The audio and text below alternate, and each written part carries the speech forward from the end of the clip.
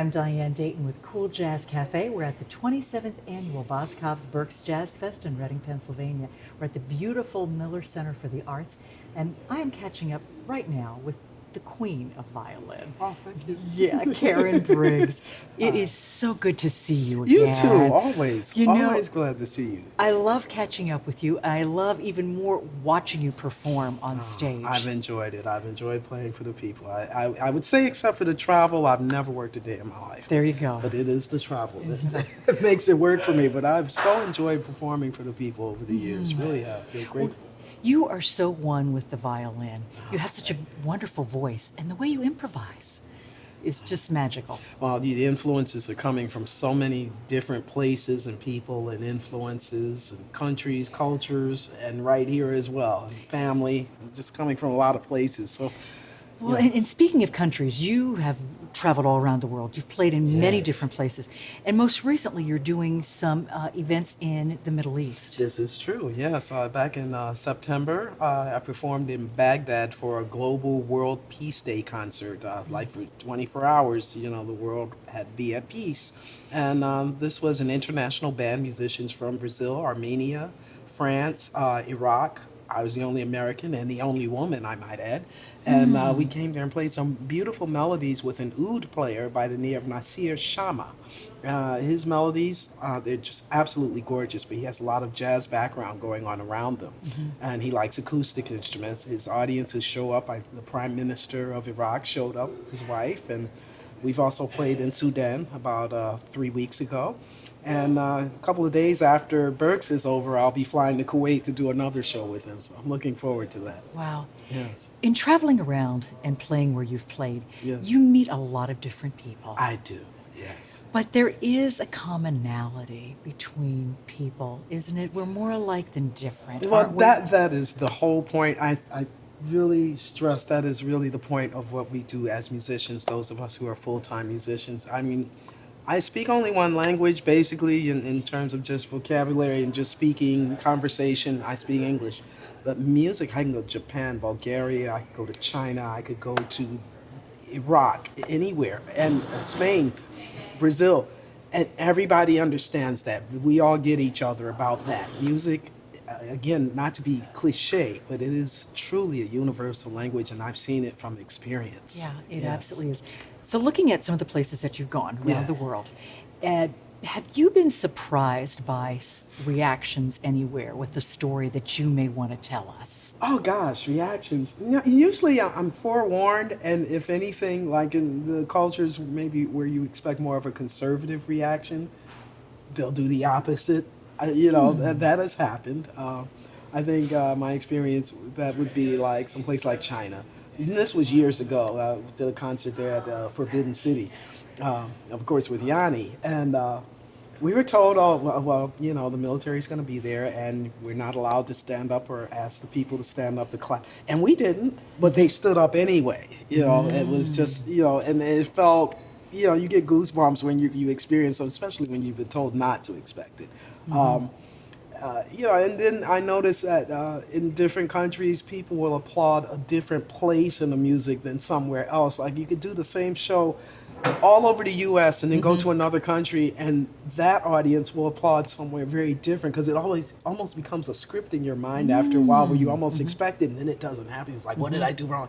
But it's just they feel it a different place. Right. Yeah, it's always interesting to me. That Always. is interesting too, Yes. because music is such an emotional It is. experience. Yes. But feeling it in different ways is Yes. also some of the beauty of it too, That isn't is. Yes, it is. Like in Sudan, the people there, they treated our concert, to me, the etiquette was like that of an orchestral concert. It had a formality to it. They had on their traditional garb with the kufis. The men wore the long robes and the pants and the sandals, and the women, they had they weren't wrapped completely, but they were very colorful. And they came in, there was a low murmur in the crowd, and they put up this beautiful tent that was outdoors. It was an outdoor concert and set up the stage. And then, they were listening. You could tell they were listening because, every time somebody finished a solo, they were like waiting for something to happen instrumentally for them to respond to. And they did every time, each and every time, to each musician who showed out and showed them, their gifts. And I thought, wow, I like tonight we're playing Elegant People. Whenever I see the title of that song, I think of the people in Sudan. I always think of they were so elegant the way they treated us at this concert. But afterwards we got mobbed. And it was like a rock concert. I was like, wow. Yeah, but they're That's amazing. great. Amazing experiences great. I've had. I'm That's grateful for them. You've seen so much in the decades of doing this, haven't you? Yeah, I think so. Yeah. There's still more I want to see though. Absolutely. What else? Is there something on your bucket list that you'd really like to make happen or see happen? I know a lot, There's a couple probably. of countries I still haven't been Where? to. I haven't been to Spain. Okay. I haven't been to Brazil. And, you know, even the countries in the Middle East, I didn't know they were aware of me. They were aware of me before I got there. And I found out when I got there, or maybe after I played, I found out. And they had seen me before. So I know that these other countries that I haven't been to, particularly Brazil, that they are very aware of me. But I haven't played there yet. I'm looking forward to do it. I probably want to show up as a jazz artist, you know, probably one of their festivals or something. But that's going to happen one day, you know, one day soon, probably this year or the next. Oh, yes. Yes. Absolutely. Yeah, Absolutely. So when I talk to you, and we always talk about really what's important in your life. Yes. What is it, Karen? It's my children that keep everything grounded, and then it's the music. You Yeah. know, the children keep everything grounded. They're not musicians, but they're very musical. The youngest one is 6. I can tell Kira, would you sing an A, or I can sing a song. If it's not in the key that she heard it in 3 weeks ago on the radio, Mom, you're not singing that in the right key. Very intuitive listener. Her sister is more athletic. She has a wide range in her iPod, ranging from Frank Sinatra to Weather Report to 50 Cent. You know, wow. it's like, you know, she has a Right, wide range right. of music genre vocabulary. But she's going to school for kinesiology, transferring as a junior to Monterey Bay this year. And so she'll be moving out. That's a huge adjustment for me because she's been here all these 20 years, and it's like now she's leaving home. So, you know, once I leave the stage and pack up my stuff and fly home, you know, it's Mom. I cook, I laundry, I dust, I do all that. chauffeur, and do everything that everyone else does. You know. So how do you take care of yourself? How do you relax? How do you find time in all of that? Well, I have my exercise I do 3 times a week. Recently I lost a lot of weight, and so you know that was an effort towards that. You know, I can't stay that focused on myself a lot, but when I do, you know, I try to make it something really big, something meaningful. So the loss of weight was a big deal. I almost missed that other lady. 35 pounds ago. I'm still haven't thrown away my large clothes. I'm thinking, can I hold this down?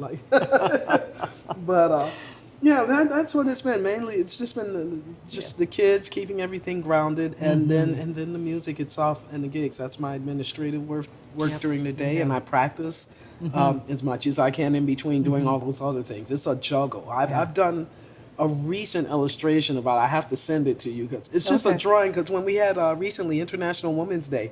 Yes. Something popped in my head, and I drew this woman who was juggling like a clown. She had a baby, a frying pan, a wash machine, violin, you know, just and all different words pertaining to things that she had to handle. And that's how I see my life. So it's that's what it is. And the kids, like I said, they just keep everything like, you know, it keeps you from, you know, leaving, you know, the ground about whatever happens as a musician, if you're popular or whatever, you know. If I get a Grammy, believe me, they will remind me, you don't go flying off to space. You're still mommy to us, and that's that. I appreciate it. And you know, it's being in the moment. Yes, Isn't it? very much so, very much so. And sometimes that's hard with all the multitasking and everything that we have to do Yes. to breathe, center, Yes. and be back in the moment. That's right, but it's all jazz to me. It's all jazz to me. And you improvise. Yes, it's all jazz to me. That's what this is, the right music for me. It's so perfect. Yes. I know I hear you play, and I can't tell where you start and where the violin starts and stops, and you were so one with that instrument. After this it's a many years, fabulous I had no voice. idea I was going to be playing this long. I mean, if you had told me this, you know, 40 years ago, I was just like, yeah, right. I had no idea. But yeah, I mean, after all this time, I think I'm finding it a little easier to accept the compliments because it has been a long time. I think I paid a lot of dues and still paying them in some ways, you know. But you know, I've enjoyed it. I mean, I look back and I'm like, wow, what an interesting life you've had. We're kind of unorthodox, you know, off the beaten path. But I've enjoyed it, and I think it was totally cut out for me. Everything that happened, unbeknownst to me, seemed like it led right to this, and I didn't plan it. My parents didn't plan it. It just worked out that way. Yeah. So I'm thinking, well, I guess that's what I'm supposed to do, just play music for the people and help them forget whatever's going on that may seem negative to them for 45 minutes, 90 minutes, and I will fly 44 hours round trip just to do that. And hope that that's a good experience for them. That's my little 2 cents of peace for the world, you know? Thank you for doing that. Oh, thank you. And I've you enjoyed do it. bring some peace to us. I hope so. And I hope enjoyment. so. I And really hope so. I know I sit there and like, Oh, that's why wonderment. musicians I love affect me, and then the things that I feel that people say they feel when I'm playing, I feel them too at the same time. So there is some kind of dialogue going on between myself and the audience. So Absolutely. you hope that we're connecting that way. yeah, you know? well, you really are. That's good to know. Good Thank to you know. for all that you do, and thanks for taking thank some you. time before the performance tonight, Absolutely. just to catch up. Yes, Yeah. yes. Now I'm going to have to put on a face and hair and Can't wait to check it out. Can't wait to check it out. This is the fabulous one and only Queen of Violin, Karen Briggs. Hey. And we're coming to you from the Berks Jazz Fest. Yes, love this festival. Yeah. Yeah.